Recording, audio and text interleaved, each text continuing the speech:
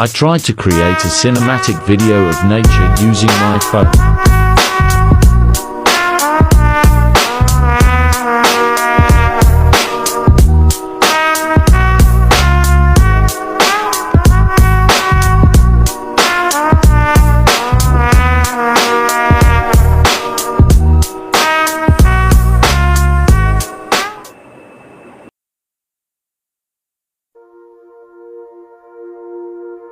You